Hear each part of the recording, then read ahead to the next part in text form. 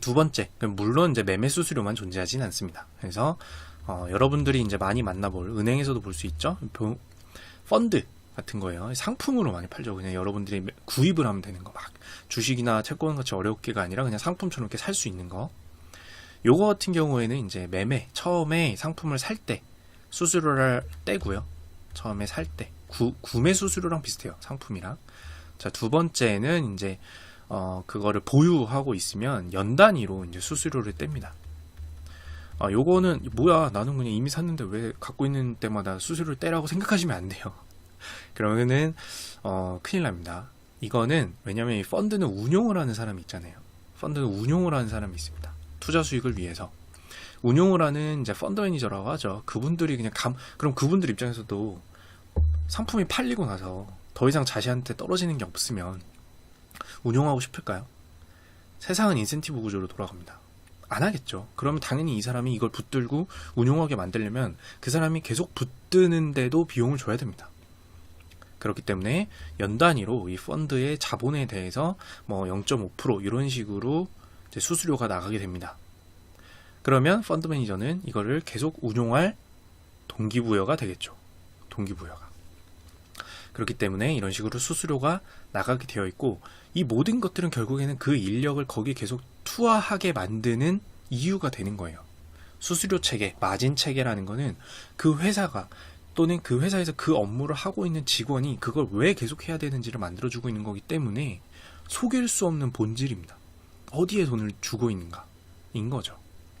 그래서 여기까지가 결국에는 우리들이 그 기업이 뭐 겉으로는 많은 비전을 줘요. 직원들도 그럴 거예요. 이건 지금 제가 금융을 그나마 알기 때문에 얘기를 하는 거고, 이거 말고도 사실 특히 이제 제조업 쪽은 심플합니다. 뭔가를 사서 붙여서 완성해서 팔면 그게 제조업이죠. 심플한데 서비스 업종 쪽은 이런 것들을 파봐야 사실 그 기업이 결국 무엇을 목표로 하고 내가 고객으로서 또는 내가 직원이 되었을 때 나한테 뭘 요구할 것인가, 나한테 뭘 줄 것인가가 명확한 거예요. 다시 보지만, 자, 매매하는데 매매 수수료가 붙어있는 곳에서 수익 일정 이상 난 다음에 수익을 더 내주도록 할까요? 그런 직원분도 계십니다. 모든 직원이 수수료에 혈안이 되어 있다는 건 아니에요. 하지만 보편적으로 어떨까라는 건 우리가 알 수 있다라는 거죠. 그쵸? 시스템 구조가 이러니까요. 그러면 이제 한 가지 예만 좀 더 들어볼게요. 제가 이제 너무 금융만 얘기하는 걸 수도 있으니까 한 가지 더 예를 들어볼게요. 우리가 제일 흔한 웹 서비스가 뭐가 있을까요? 웹 서비스가 뭐가 있을까요? 홈페이지죠. 정보를 전달해주는 홈페이지. 방문하는 거잖아요. 가장 기초적인 형태는 뭐죠? 이 서비스들은 보통 어디서 수수료를 받을까요? 마진을 얻을까요? 매출을 얻을까요? 방문이죠, 방문. 왜 그걸 알 수 있죠? 제 유튜브도 똑같죠. 광고가 붙잖아요. 광고를 해주고 배너 또는 영상을 클릭하거나 플레이하도록 해주고 여기서 수수료를 얻습니다. 그래서 여러분들은 공짜라고 느낄 수도 있지만 사실은 이분들은 방문해서 조회수에서 이제 자신들의 그 매출을 얻는 거란 말이에요. 그러면 이 웹 서비스들은 어떻게 하는데 최대한의 노력을 할 것이다라고 기대할 수 있죠? 방문하도록 만드는데. 이게 아니라면 뭘까요? 예를 들어서 구독형 서비스는 뭘까요? 또는 그러니까 회원 가입이라고도 하죠. 뭐 VIP 회원 가입이라든지.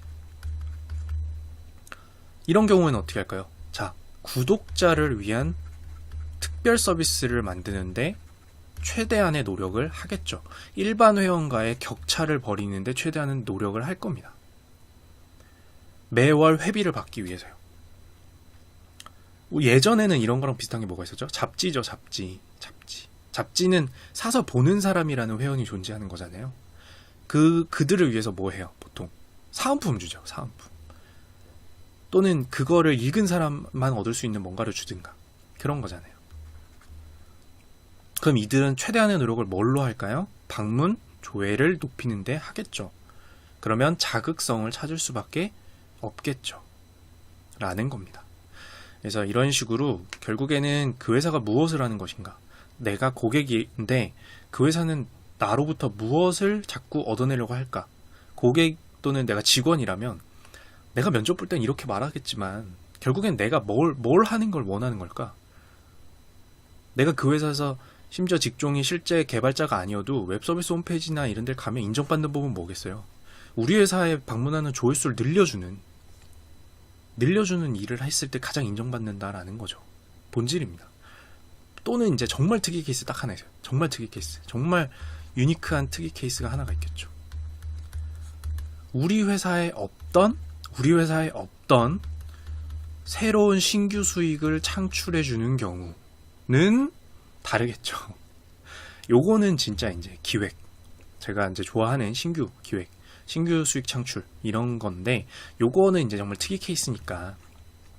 라고 하고, 이건 당연히 인정받는 겁니다. 수익 창출이니까, 기업이니까요. 기업에서는 수익 창출이 최고다.